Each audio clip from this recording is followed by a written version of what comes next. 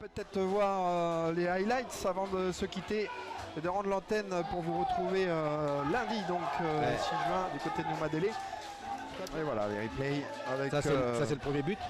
C'est le frappe de Brice Daïté. Ah, la frappe qui est chaud d'alerte, et on chaude l'entend, d'alerte. il y a une grosse ambiance ici. L'important commence, à savoir la récupération. C'est ça, exactement. Là, on voit une action menée par Nedjehou avec ce côté droit qui était vachement animé. Puis un manque de justesse de Nathanaël Mahen. Penalty. Et Wechia, Jordan Wechia, qui a été énorme aujourd'hui aussi, côté Nedjehou. Cette paire là, Wechia, Nathanaël Mahen. Ouais, ce duo d'attaque qui a fait mal, on le disait, de par ses courses, leur vitesse et la profondeur qu'ils ont amené dans leur Après ces deux-là, ils ont pu s'exprimer parce que derrière, voilà, à l'image de Mon Wamoué, derrière c'était compact, c'était bien en place. Ils arrivaient même s'il y a eu des déchets techniques, des déchets. On voit aussi cette volée de Roiné qui n'a pas été heureux aujourd'hui. Roiné. Sans problème.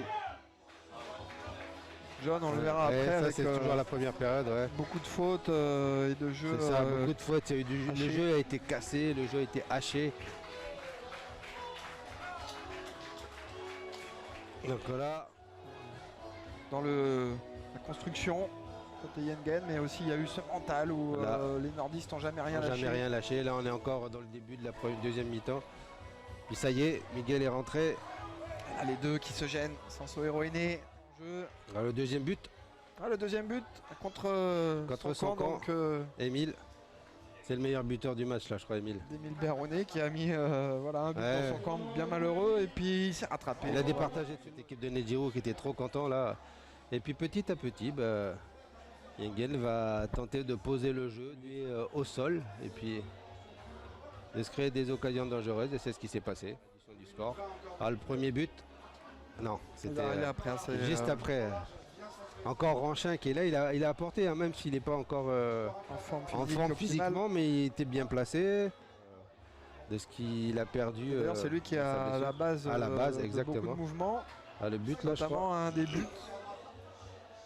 Il va venir de là le but. Côté droit qui a. Côté droit. Hop. Dévié et le but d'Émile Berronnet. Le geste de l'attaquant, du défenseur Émile Berronnet. Important là, ce but. Pas évident à mettre un pivot comme ça. Donc il venait de marquer un but, dans son camp, il vient de remettre. Qui s'enflamme ici.